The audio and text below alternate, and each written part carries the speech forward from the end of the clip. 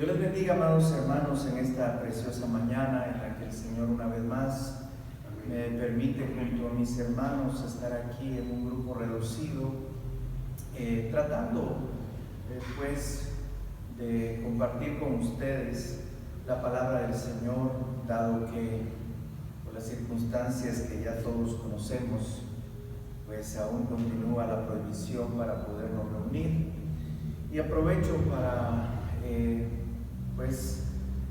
pedir al Señor por la vida de cada una de las hermanas a quienes Dios les ha dado el privilegio de cualquier manera ser madres, ¿verdad? No estamos apegados a las tradiciones, pero sí reconocemos que Dios le ha dado un don maravilloso a la mujer y que por esta razón pues algunas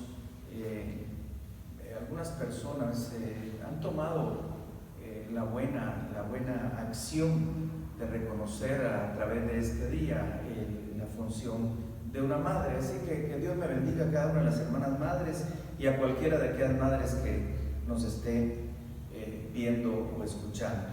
Bien, hermanos, en esta hermosa mañana pues quiero compartir con ustedes un tema que una vez más, hermano, quiero decirles que no es el resultado de una mala comida, de un mal sueño, de una situación en la que tenga sentimientos encontrados, ni mucho menos, sino más bien, hermanos, es algo que estoy más que seguro que Dios lo ha puesto para que yo lo considere en mi propia vida y pues luego compartirlo con ustedes para que ustedes también puedan de esta palabra tomar todo aquello que el Señor quiere compartir con nosotros para hacerlo vida en nosotros. Así que, pues en reverencia a la palabra del Señor, vamos a estar sobre nuestros pies y vamos a leer allá en el Evangelio según San Mateo, capítulo 26 y verso 36 en adelante, a través de los cuales leemos en el nombre del Padre, del Hijo y de su Santo Espíritu. Entonces llegó Jesús con ellos a un lugar que se llamaba Getsemaní y dijo a sus discípulos: sentaos aquí, entre tanto que voy allí y oro. Y tomando a Pedro y a los dos hijos de Zebedeo, comenzó a entristecerse y a angustiarse en gran manera. Entonces Jesús les dijo: mi alma está muy triste hasta la muerte, quedaos aquí y velad conmigo. Yendo un poco adelante, se postró sobre su rostro, orando y diciendo: Padre mío, si es posible, pasa de mí esta copa, pero no sea como yo quiero, sino como tú. Vino luego a sus discípulos y los halló durmiendo, y dijo a Pedro: ¿así que no habéis podido velar conmigo una hora? Velad y orad, para que no entréis en tentación. El espíritu a la verdad está dispuesto, pero la carne es débil. Vamos a dejarlo aquí y vamos a orar. Padre, en esta maravillosa mañana, Señor, estoy totalmente convencido en lo más profundo de mi mente y mi corazón de que no es voluntad del hombre ni es a propósito humano que estamos aquí.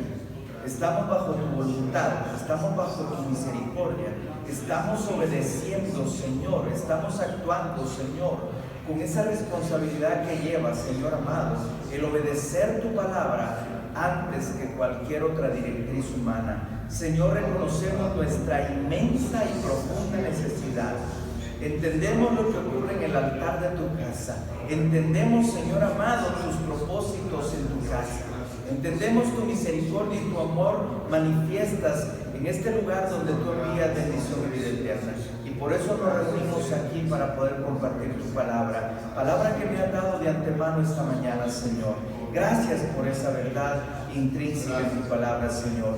Ayúdame, Señor, entonces a compartirla con tus hijos, Señor. Pon en mis labios esas palabras que puedan definir y describir tus propósitos para la vida de tu pueblo. Ayúdame, Señor, porque tal como tu siervo Moisés lo reconoció, somos tanto tardos para el habla. Nos cuesta, Señor, utilizar los términos adecuados, pero tú, Señor, que eres Dios de todo y en todo, Padre, sabrás cómo llevar esta palabra a cada uno de los rincones del corazón de tu pueblo.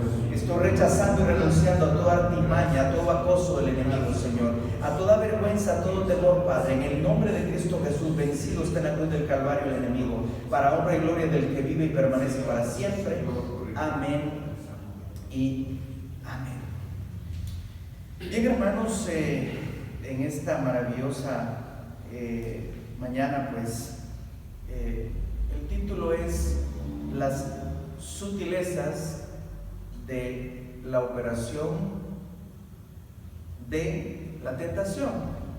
Y el título suena un poquito, diría yo, confuso, ¿no? Porque son palabras que no son muy comunes en nuestro lenguaje, pero debo aclarar que el enemigo es muy sutil, muy fino, pues, muy específico a la hora de tratar con la fe de los hijos de Dios. Y por eso la palabra sutil pues tiene su mayor significado en el tema que queremos tratar, dado que los versículos que hemos leído pues encierran, alabado sea el nombre del Señor, una situación que Dios compartía conmigo de una manera fuera de lo que hasta hoy yo lo entendía, y por eso pues espero que usted preste la debida atención, dado que pues esto muchas veces no lo logramos ver, y menos aún en los días que estamos viviendo, en la situación que estamos viviendo. Bien, estoy, como decía en la oración, más que seguro que esta palabra pues vino a mi corazón a manera de exhortación, porque quiero decirle que yo sigo siendo humano. Para todos los que me están viendo, yo sigo siendo humano. Cuando Dios llama a un hombre a servirle, la batalla entre el espíritu y la carne se intensifica, porque si bien es cierto que luchamos para entender ese llamado, también luchamos para vivirlo. Así que todo aquel que me vea, me escuche, sabe que también yo tengo que batallar contra el temor. La verdad, yo tampoco me quiero enfermar. No le tengo miedo, pero no quiero enfermarme. Espero usted encuentre la diferencia entre una y otra condición. Tampoco yo quiero aguantar hambre como usted no quiere aguantar hambre. Tampoco yo quiero ir a pedir fiado a la tienda. Es tan deshonroso para usted como lo es para mí, o para mí como lo es para usted. Sigo siendo humano. Yo quiero que usted entienda esto. No me estoy justificando de nada, sino más bien estoy reconociendo que nuestra batalla, como dijo el apóstol Pablo, no es contra carne ni sangre. Amén. En carne estamos nosotros, y por eso no lo podemos luchar en la carne, sino tenemos que hacerlo en el Espíritu y con las armas del Espíritu, porque no es con espada ni con ejército, sino con su Santo Espíritu. Pero bien, el estudio de este tema, hermanos que me escuchan, es realmente importante, porque esto muestra lo frágiles que somos ante las amenazas del mundo, ante las amenazas de todo el sistema gobernado por Satanás. Nadie puede negar que la palabra del Señor dice que cuando Satanás tentó a Jesús, reconoce que a él se le dieron las facultades de gobernar este mundo y su sistema, y por tanto pues nuestra batalla es contra él. Y en estos tiempos que estamos viviendo, pues no podemos menos que acudir a la palabra para darnos cuenta cuán frágiles somos. Las peores dificultades que el ser humano vive son respecto a no darse cuenta cuán frágiles somos. Por eso la palabra del Señor advierte que el que piense estar firme, que mire que no caiga. Porque a veces consideramos nuestra conducta, nuestro estilo de vida como lo suficientemente satisfactorio como para no orar, como para no meditar en la palabra, y menos aún ayunar. Así que yo quiero que usted y yo, amado hermano, pues nos demos cuenta de lo delicado que es este tema. Vamos a ver los detalles que se enmarcan en estos versículos, y quiero advertirle que usted entienda que todos, incluyendo Jesús, estaban influidos por el mismo elemento que hoy nosotros estamos influidos, llamado carne. Esa es la problemática del ser humano. Pero veamos cómo el Señor Jesús enfrentó estas dificultades. Todos sabemos que Jesús iba a pagar el precio de un pecado que Él jamás cometió. Todos sabemos que Jesús iba a enfrentar una situación a la que todos tememos, la muerte. Todos sabemos que en el contexto de la carne, estos versículos muestran a Jesús en una condición que para cualquiera podría ser vergonzosa, pero qué hermoso darnos cuenta en qué estamos metidos y a qué nos vamos a enfrentar, y qué mejor que el Maestro para demostrarnos cómo hacerlo. Bien, el panorama creo que la mayoría de los que estamos lo conocemos. Jesús había llegado al monte Getsemaní, donde a criterio de la mayoría de estudiosos fue el lugar donde Jesús realmente venció. La cruz fue una parte complementaria, es decir, en el Getsemaní, Jesús, a través de todo lo que se nos muestra en estos versículos, nos deja ver que Él cerró el capítulo final de su ministerio salvífico en ese momento. Esos versículos que vamos a considerar dejan sellado el sacrificio de Jesús. Lo demás fue, como dicen por ahí, puro trámite. Y aunque usted no lo crea, porque a partir de aquí Jesús dejó claro que todo lo que su carne le había demandado a Él había sido puesto en su lugar. Los últimos aspectos de su condición en la carne habían quedado totalmente sujetos al orden que Dios había establecido para poder ejecutar el plan de salvación. Y a través de estos versículos, pues el Señor también nos enseña, como le enseñó a sus discípulos, los peligros, las dificultades que enfrentamos, lo sutil, atención, lo sutil que puede ser la tentación, lo escondido, lo elaborado, lo bien diseñado, lo bien trabajado que el enemigo pues realiza los ataques a través de la tentación. Vemos en el verso 36, amados hermanos, que Jesús de propósito, atención a esa palabra, de propósito, ¿sí?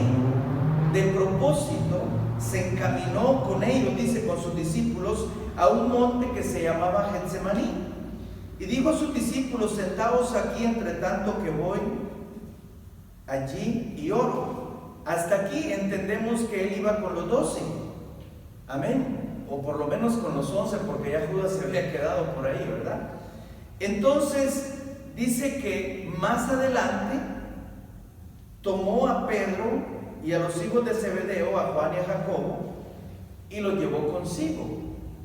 Más adelante, en el verso 38, les comparte una intimidad muy grande, muy profunda, amado hermano. Mire qué tremendo, qué importante es conocer que Jesús en su humanidad confiesa estar triste. Por primera vez encontramos al Hijo de Dios en una condición de tristeza intensa. Sí, usted dirá, pero pastor, si también Jesús lloró por la muerte y frente a la tumba, pues, ay Señor, de Lázaro, perdón, lloró frente a la tumba de Lázaro. Pero si usted nota, amado hermano, Él no estaba triste, Él estaba llorando, y era una situación más intensa, porque como hemos aprendido, Él tenía que volver a Lázaro a su condición normal, de una vida trágica, de una vida que plantea un desafío muy grande, al cual todavía nosotros continuamos batallando. Pero escuche esto, dice: entonces Jesús les dijo: mi alma está muy triste hasta la muerte, hasta la muerte. Es decir, la muerte, entendamos esto, Jesús hasta aquí lo está viendo como la solución a esa tristeza. Es decir, Imagínense ustedes qué cuadro psicológico más profundo el que Jesús está presentando. No sé cuándo fue la última vez, amado hermano, hermana, joven, dama, caballero o amigo que nos estás viendo, escuchando, la última vez que tú dijiste, me quisiera morir. Algunas veces vemos en la muerte como la solución a cualquier tipo de problemas. O tal vez te suena más familiar aquella expresión, quisiera desaparecer, quisiera irme por un tiempo y regresar cuando... Bueno, déjame decirle que sin lugar a equivocarme, Jesús está hablando de lo mismo. Su carne se está revelando ante lo que el Padre está demandando de esa parte humana de Jesús. Y por eso Él dice, estoy tan triste hasta la muerte. Pero luego le dice, necesito entender más, porque a veces el tema de la oración también es un tanto ambiguo, también lo manejamos de una forma muy efímera, muy inconsistente, muy seria, ¿verdad? A veces creemos que orar significa simplemente pedirle a Dios tal o cual cosa, pedirle en un gesto de muy buena voluntad a Dios por determinado hermano que nos pidió que oráramos por él, y obviamente lo hacemos sin ni siquiera sentir parte de la pena de aquel hermano que nos pidió que oráramos por él. Pues esto no es lo que ocurre y ni debe de ocurrir en las oraciones que Jesús necesitaba hacer, al igual que nosotros necesitamos hacer. Oiga bien esto.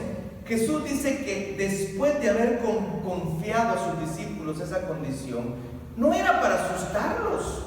Esto no es, el Evangelio no es para asustar a nadie. El Evangelio no tiene como finalidad escandalizar a nadie de una realidad a la que no podemos escapar y que debemos, no sé, buscar el mejor antídoto para que cuando ese momento llega no sintamos mucho el asunto. Bueno, si hay algún antídoto ante el dolor de estos problemas que Jesús iba a enfrentar y que nosotros lo vamos a enfrentar, obviamente no vamos a ir a una cruz material, nunca nos van a colgar en un madero, eso no va a ocurrir. No importa el sistema, la forma de ejecución que este mundo pudiera llegar a usar contra nosotros, lo cierto es que un día nos tendremos que enfrentar a esto. No sabemos cuándo, pero Jesús de alguna manera nos ha equipado con estas palabras. Es como que Jesús les estuviera diciendo no solo a sus discípulos, sino a nosotros mismos: mira, no te preocupes, yo te entiendo. La angustia es terrible. Cuando se quiere vivir la palabra, cuando se quiere honrar a Dios, la angustia es terrible. Amén. Pero ¿cuál es la solución que Jesús nos muestra? Pues voy a continuar orando, ¿sí? Dice el verso, y yendo un poco adelante, se postró sobre su rostro y orando y diciendo: Padre mío, si es posible, pasa de mí esta copa, pero no sea como yo quiero, sino como tú. Y bueno, aquí empieza lo maravilloso, ¿verdad? Cuando viene lo que se conoce como el vaciamiento, según lo dice Pablo, ¿verdad? En el griego, la kenosis, el despojarse. Así dice la palabra, ¿verdad? Se despojó a sí mismo. Empezó a poner cada cosa valiosa en su lugar. No sé si te ha ocurrido, hermano, hermana, ojalá te ocurra algún día. Empezamos a hacer, como quien dice, un recuento de los valores en los que nuestra vida se ocupa: lo material, lo físico, lo familiar y por último lo espiritual. Qué maravillosa la enseñanza de Jesús, hablando con el Padre, hablando en la carne. Es Jesús el hombre el que está hablando aquí. Es el Dios hecho hombre el que está diciendo: te entiendo, esto da miedo.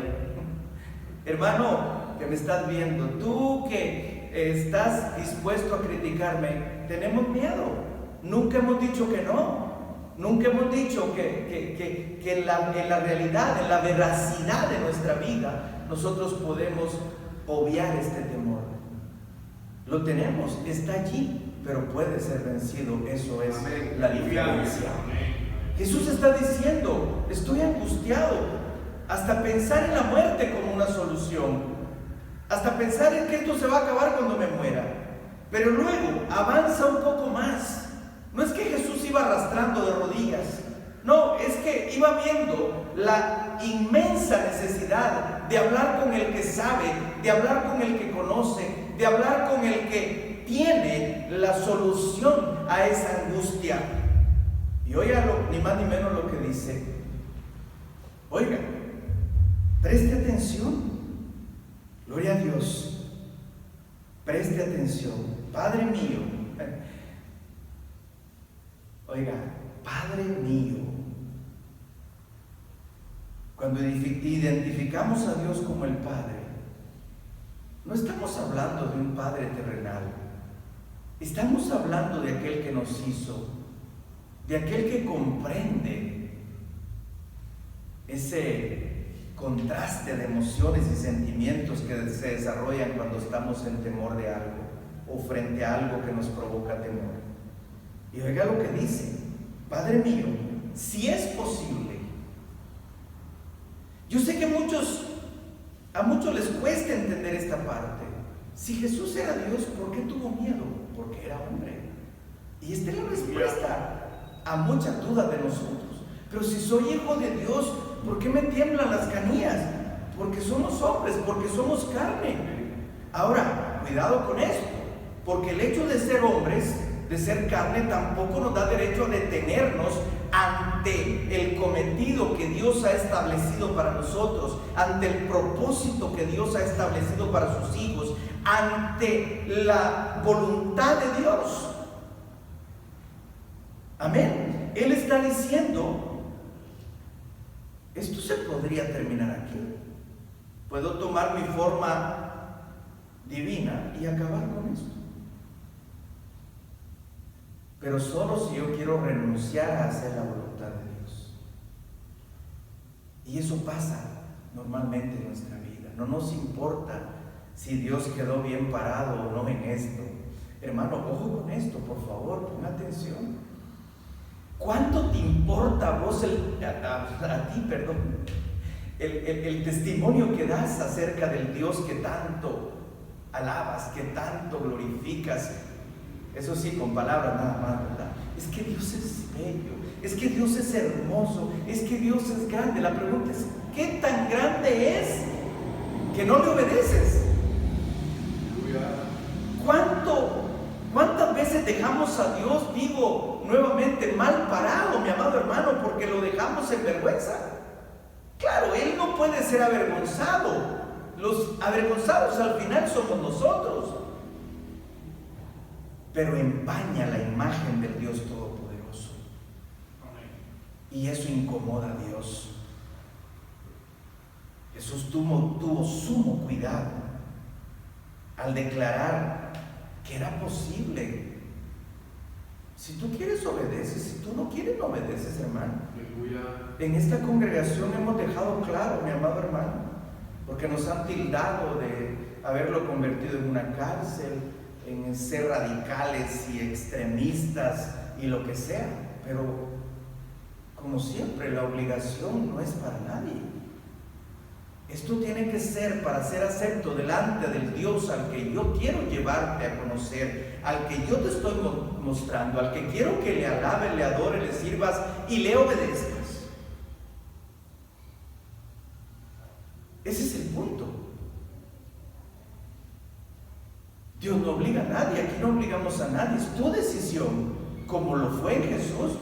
Jesús nos está mostrando el poder de una decisión adecuada.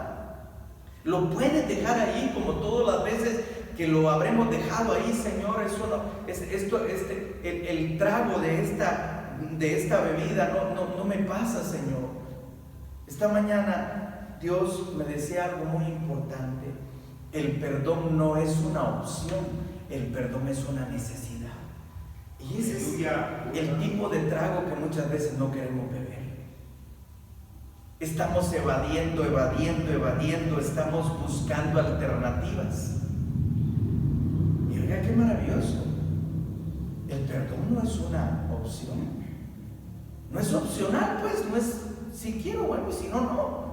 Es que lo necesitas, como la comida. Tú no comes simplemente porque tienes que comer. De repente te comes lo que no te gusta, pero te termina gustando cuando sabes que te alimenta. Alabado sea el nombre del Señor. Entonces, dice: Padre mío, si es posible, pase de mí esta copa. Y esta palabra, esto es una profundidad teológica que no nos vamos a detener en ella. Primero, porque no hay tiempo, y segundo, porque quizá no estemos en la mera disposición de entenderlo. Pero pase de mí esta copa. Él no está tratando de usted al Padre. Él está diciendo: yo puedo pasar esto. Como cuando le dijo a Pilato el Señor: mi vida nadie me la quita, soy yo el que la estoy poniendo. La puedo dar y volverla a tomar, pero nadie la puede manosear. Y encontramos aquí una voluntad expresa de hacer la voluntad de Dios. Bien, entonces, si es posible, pase de mí esta copa, pero no sea como yo quiero. Atención, elegí este evangelio de Mateo porque lo dice un poco más claro en la versión Valera. Mire qué tremendo. Dice: mas no quiero como ¿quién? No sea como yo quiero, como yo quiero. ¿Cuánta gente está viviendo su vida en Cristo como ellos quieren? Cuidando su vida, lavándose 500 veces las manos al día, pensando a quién toqué o a quién dejé de tocar, a quién abracé y a quién dejé de abrazar, obedeciendo al pie de la letra. No beses a nadie por mucho que lo ames. Que no se te ocurra que donde solías orar, hermano, pueda estar contaminado y ahora ni por eso quieras orar. Terrible, ¿verdad? Aleluya. Esa es la verdad.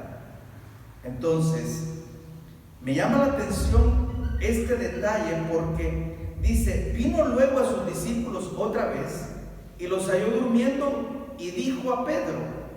Atención, porque esta es la parte, este versículo y luego el 45 y el 46 son los que van a determinar este tema de la sutileza, ¿verdad? Y de los efectos, porque si algo me gusta de este verso que más adelante vamos a considerar, es cómo Jesús deja claro que ya la decisión de los discípulos había sido definida, ¿verdad? O sea, ya los efectos se habían dado. Pero bien, entonces vino luego a sus discípulos y los halló durmiendo, ¿verdad? Y dijo al Padre, dijo a Pedro: así que no habéis podido velar conmigo una hora. Y por supuesto, en su Biblia como en la mía está esta declaración entre signos de interrogación a manera de pregunta, obviamente, ¿no? Pero es una pregunta un tanto comprometedora. Así que ni una hora habéis podido estar conmigo orando. En otras palabras, es una confrontación muy fuerte de parte de Dios hacia nosotros. Como que no se está midiendo la magnitud del problema. Como que todo lo que antes Jesús había dicho se había olvidado por un simple momento de supuesto merecido descanso. ¿Cuándo fue la última vez que dijiste: ya no aguanto? Con esa declaración nosotros damos por terminado nuestro compromiso. Incluso dejamos en evidencia qué nivel tiene nuestra fe. Ya no aguanto. No sé qué Dios va a hacer conmigo, pero yo no aguanto. Yo creo que esto hubiera salido de cualquiera de los tres discípulos si Jesús les hubiera dado chance a los tres de hablar. Y aunque no se dijo, quedó demostrado, porque este es el problema frente al Dios que todo lo sabe, que no podemos ocultar nada. Él sabe lo que tú y yo sentimos por Él. Él sabe lo que tú y yo estamos dispuestos a arriesgar por Él. Él sabe lo que tú y yo le creemos. Amén. Y como dije anteriormente, a veces dejamos a Dios mal parado, no porque Él, como Dios, esté en riesgo, sino este evangelio del que tanto hablamos, del que tanto quisiéramos que la gente creyera. Pero si en algún tiempo se está dando un antievangelismo, pues es hoy en día. Yo no puedo omitir las ilustraciones, los ejemplos, los contrastes de los tiempos bíblicos, donde la iglesia tuvo que reconocer que Jesús era el Señor frente a las mismas fauces de las fieras del Coliseo romano. Eso no ha terminado, eso puede ser que está empezando en su mayor intensidad en estos últimos tiempos, pero Jesús sigue reclamando. Parece que no estás conmigo, Pedro. Parece que todo ese desborde de palabras de elogio no se están materializando. ¿Estás oyendo eso? Hechos y no palabras. Aleluya. Bien. Entonces, así que no habéis podido velar conmigo una hora. Ahora viene la recomendación amorosa de Jesús. Velad y orad. Velad y orad. Mire qué combinación. Orar velando, velar orando, pidiendo y viendo. Hermano,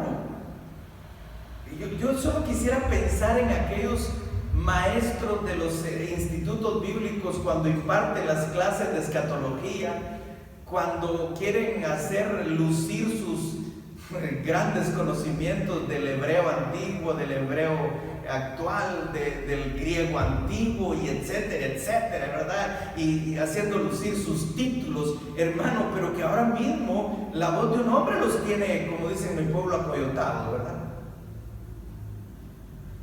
Los laboratorios que nunca terminan de hacer pruebas con la vacuna para dar una esperanza los tiene desanimados. Qué lamentable, qué triste, ¿no? Que se hable tanto en las aulas de esos institutos que cada vez aumentan más en número, ¿preparando qué?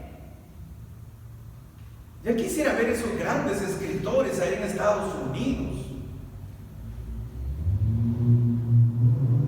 Max Lucado, qué pluma tan elegante, ¿verdad? Qué escritor tan prolífico.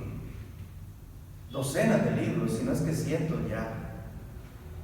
Oh, el inventor del negocio más grande de la iglesia es con propósito, ¿verdad? Rick Warren, por allá estará, con mucho conocimiento, pero sin ninguna esperanza.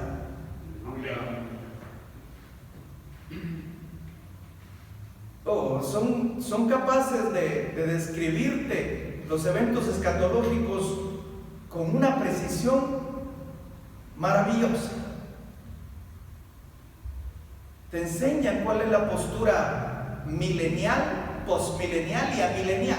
Excelentes maestros, pero pobres vividores de la palabra, porque para ellos se requiere velar.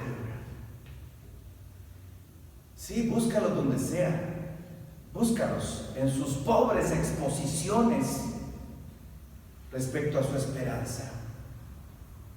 ¿Y todo por qué? Porque no han velado y no han orado. Y déjame decirte que tuve a bien el analizar un poco el dilema de tener cuidado sobre los efectos de las sutilezas de la tentación. Me llama la atención porque hay un verso en el libro de Proverbios o de Eclesiastés. Creo que es Proverbios, perdón, hermano. Yo no soy muy bueno, lo he dicho aquí y no hace falta, sé que ahí está. Hay un versículo que dice que si el hacha se embotare, ¿con qué se cortará el árbol? Ahora la pregunta es, si la conciencia se embotare, ¿cómo podemos entender? El embotamiento de la conciencia está haciendo estragos hoy en día. Pero la palabra embotamiento, yo quiero que ustedes, me tomé el tiempo para buscarla en el diccionario, porque a veces hablamos por hablar. Pero la palabra embotar significa quitar la percepción o actividad de los sentidos. La figura que Dios usa a través del libro de Proverbios es maravillosa. Se supone que el hacha no es un arma, es una herramienta. Y se supone, hermano, que la conciencia no es un pedacito de algo que está en algún lugar del ser humano, del cuerpo del ser humano. Pero cuando se embota no tiene la capacidad de diferenciar, está embotada y nada más. ¿Y qué pasa cuando ese embotamiento viene?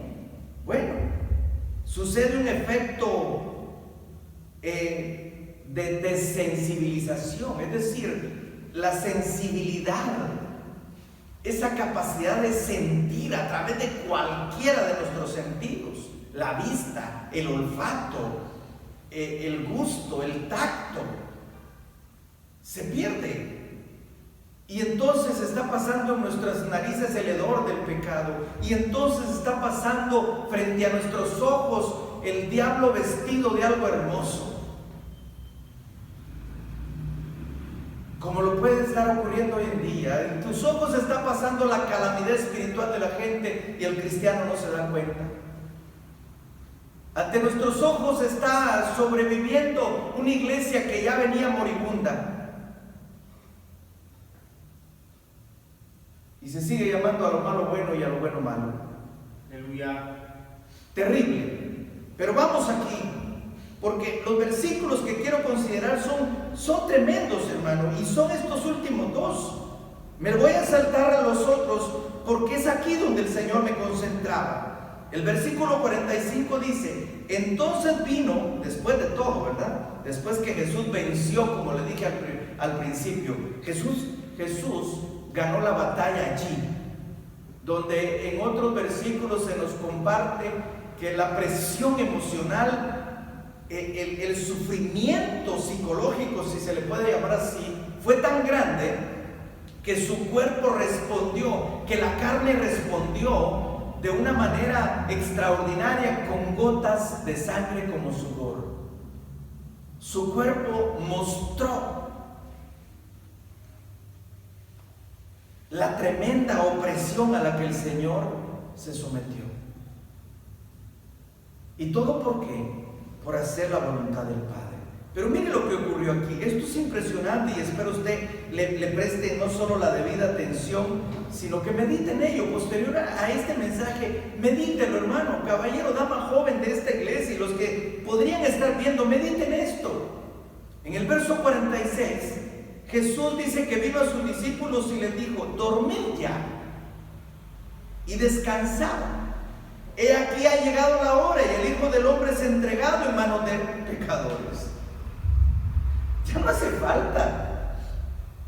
Ya no hace falta. Ustedes durmiendo eligieron salir huyendo. Ustedes durmiendo, en el caso de Pedro, elegisteis agarrar la espada y quitarle la oreja a Malco. La Biblia no se toma el tiempo para mostrarnos la cantidad de maldiciones que se pudieron haber profesado por parte de esos labios de aquellos discípulos, hermano. Yo no sé qué diría Mateo, no sé qué diría el resto de discípulos, no sé qué pudo haber dicho, pero no crean que sus expresiones fueron halagueñas hacia el Señor. Definitivamente el temor los invadió y escaparon, porque Jesús quedó totalmente solo. Pero oigan lo que Jesús les está diciendo: ya se tomó la decisión. ¿Sabe? Jesús fue el único que salió vencedor de ese lugar. Habían llegado 12, suponiendo que Judas ya se había quedado haciendo el negocio con los fariseos. Pero habían ido 12 con Jesús. De los 11, 8 se quedaron a medio camino. Y los otros 3 tampoco entendieron nada, por más cerca que estuvieron de Jesús. La enseñanza es más que importante. Te pregunto, ¿has entendido las sutilezas de la tentación? Hermano, fíjese que en este momento Jesús, en el momento que Jesús le dice a sus discípulos: velad y orad para que no entréis en tentación. No piense usted, mi amado hermano, que Jesús y sus discípulos estaban a la orilla de una playa, expuestos a ver mujeres semidesnudas. No crea que Jesús y sus discípulos estaban en algún lugar donde estaban contando dinero y podrían decidirse a dedicarse a algo más que les produjera mejores estilos de vida. No No estamos hablando de ese tipo de tentaciones, estamos hablando de las que casi nunca consideramos. Estamos hablando de tentaciones de las que usted y yo, al igual que los discípulos, aseguramos que no le vamos a fallar al Señor. En el mejor de los casos decimos: Señor, yo no te quiero fallar. Pero no solo se trata de no querer, sino de no hacer. Aleluya. Y eso es lo que Jesús les dijo: velen y oren. Tengan los ojos abiertos, pero los ojos del alma, los ojos del espíritu, aquellos que miran el mover del enemigo en cada cosa que usa para atacar al pueblo de Dios, para atacar la iglesia, para hacer nulo el evangelio. Ahora es que recuerdo la angustia del apóstol Juan en la visión de Apocalipsis, cuando él lloraba amargamente porque no se hallaba alguien digno para abrir el libro, ¿verdad? Para quitar los sellos del libro. Porque en el corazón de Juan se cierne una terrible angustia, dando a entender que todo lo que se había hecho era en vano. Oye, hermano, Juan es uno de los discípulos a quienes tampoco se le hace referencia de un matrimonio. En cambio, se hace referencia de Juan como un joven que buscó a Jesús y le sirvió a Jesús, que entregó su juventud, que renunció a la posibilidad, como dijo Pablo, a la dignidad de tener un matrimonio estable, de vivir con esperanza, de ver la segunda y tercera generación. Y a cambio de eso, Juan recibió un exilio y un encarcelamiento, un confinamiento, donde por supuesto ahí se le compartió, se le dio el gran privilegio de escribir el Apocalipsis, la revelación de los últimos tiempos. Y sin embargo, en esa visión, donde la mente finita y carnal de Juan entiende que existe la probabilidad de que nada de lo que él había vivido tuviera un resultado como el que él esperaba. Pero qué glorioso en ese momento en el que uno de los ancianos, dice la palabra, le dijo: no llores, porque el cordero que fue inmolado, él es digno de abrir los cielos. Y entonces el panorama a Juan se le abre por completo y dice: están hablando de aquel en el que mi rostro se recostaba en su pecho. Están hablando de aquel que antes de llegar a la cruz del Calvario nos advirtió: velad y orad para que no entréis en tentación. Hasta esas instancias, hasta esa visión llega la tentación de Juan. Por si no lo hemos evaluado de la manera correcta, las consecuencias de la advertencia de Jesús llegaron hasta esa visión, porque Juan no debió de haberse sentido angustiado. Él sabía que el que lo prometió lo va a cumplir, como tú y yo debemos de saber y estar convencidos que el que nos llamó a servirle, que el que empezó en nosotros la buena obra, la va a terminar, que el que prometió venir, vendrá, que el que dijo que sería en las nubes será, que el que vendrá por su iglesia vendrá. ¿Eres tu iglesia? Es la pregunta. Eres parte de los escogidos de Cristo, te lo has creído y lo estás viviendo a pesar de todo lo que se está viendo. Velad y orad.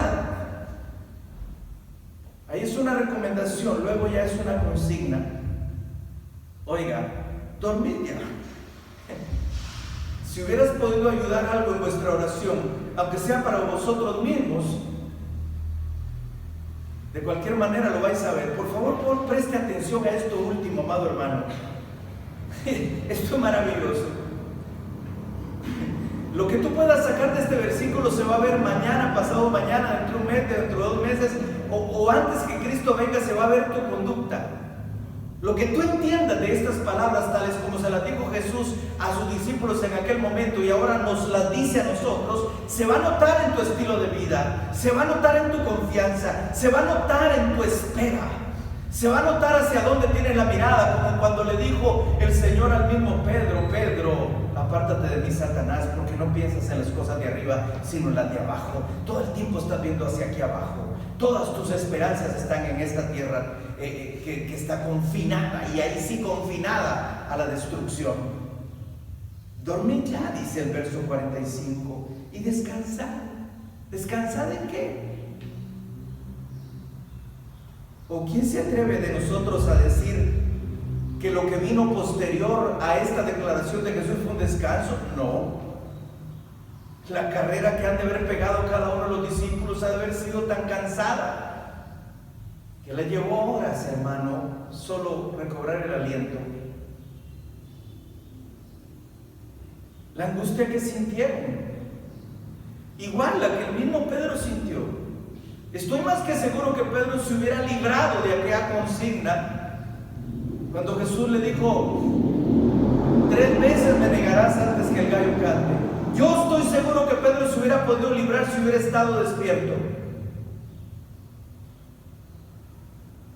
Oiga lo que estoy diciendo. Tal vez lo hubiera negado otra vez, pero no esa noche. Mire qué tremendo. Y eso es lo que Jesús nos está advirtiendo. Ahora, ¿para qué? Ahora no hay nada que hacer. Eso es lo que Jesús está diciendo. Descansen, duerman. Y aquí ha llegado la hora. El Hijo del Hombre es entregado en manos de pecadores. Y mire, inmediatamente le dice: levantaos, vamos, ved, se acerca el que me entrega. Mire, hermano, paradójico el asunto, ¿verdad? Esto no ocurre en un tiempo de 6-7 horas como para alguien pudiera decir: hermano, es que lo que pasa es que durmieron no, la Biblia dice que a Jesús lo capturaron en la misma noche, allí mismo, en el Getsemaní, bajando de allí lo capturaron. Allí fue donde Jesús dijo: al que yo besare, ese es, prendedle. Allí, minutos después que Jesús les dijo: bueno, ahora descansen. ¿Descansen en qué?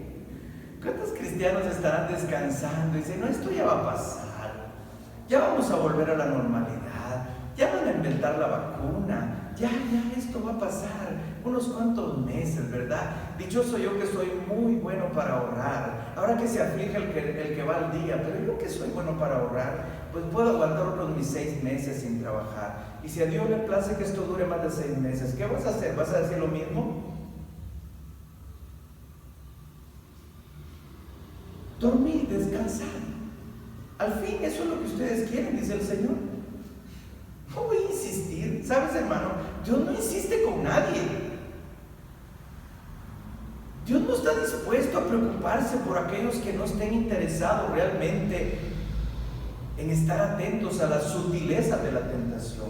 Les dije anteriormente que aquí no estamos hablando de esas tentaciones a las que de verdad, pues algunos nos cuidamos, ¿verdad? Los que ya hemos desarrollado esa capacidad de cambiar de canal cuando los anuncios obscenos se presentan. No me refiero a esas tentaciones, me refiero a las que Jesús muestra aquí. A esa tentación de actuar mal, de pecar cuando veas que estás en peligro de muerte. ¿Lo estás entendiendo? A esa tentación de pecar en tus actitudes cuando te des cuenta que estás en peligro de muerte. Gloria a Dios. A las reacciones que la carne tiene cuando se ve en peligro, cuando se aferra a esta vida, cuando sus sentidos han sido bloqueados por la tentación, cuando se ha embotado la conciencia, cuando se ha anestesiado el espíritu,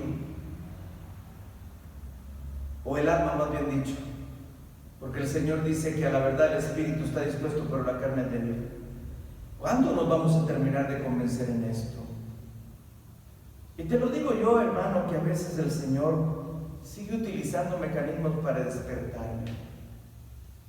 No tengo un horario específico para orar. Siempre quiero dormir lo más que pueda, porque yo me lo merezco como tú. Porque se nos ha enseñado que el que no duerme 8 horas diarias se va a morir más rápido que el que las duerme. Porque se nos ha enseñado que si no comemos determinados alimentos estaremos flacos y debiluchos y no podemos aguantar el rol de vida que se nos ha sometido últimamente. Porque se nos ha enseñado que si no hacemos tal o cual ejercicio vamos a morir de un paro cardíaco. Que si nos ha enseñado y se nos ha enseñado por la televisión a comer sano. Y no hay nada sano. Malas noticias, hermano que me ves, no hay nada sano. Dios lo dijo a través de un mensaje hace algunos días atrás: este mundo está enfermo. No, hermano, pero es que mire, comer avena es sano porque es de trigo y el trigo es sano. Sí, pero es que tú no sabes cómo siembran y cultivan y cosechan el trigo. Aleluya. Pero es que mire, hermano, qué mejor que comerse una gallinita de patio. ¿De patio de dónde? ¿Tú crees que el que está criando gallinas por allá para traerlas al mercado va a esperar 6 meses como lo hacían los campesinos de antes? No, a él le interesa lo más rápido posible recuperar su dinero. Así que le va a dar igual concentrado como le dan a las de granja. Pero mire, hermano, el pescado es sano, sí. Tú no has visitado un lugar donde crían las mojarras. Ve qué le dan de comer. A veces harina de sus propios cuerpos. Digo, de los que fueron antes que ellos. No hay nada sano en esta vida. No hay esperanza en esta tierra. Pero te voy a dejar con las mismas palabras que el maestro dijo: sigue durmiendo, descansa. Descansa en tu paciencia carnal, descansa en tus esperanzas terrenales, descansa en tu orgullo, descansa en tu necedad. Igual un día verás los resultados de tu descanso. Que Dios te bendiga en esta hermosa mañana, y para una próxima, pues si Dios lo permite. Amén y amén.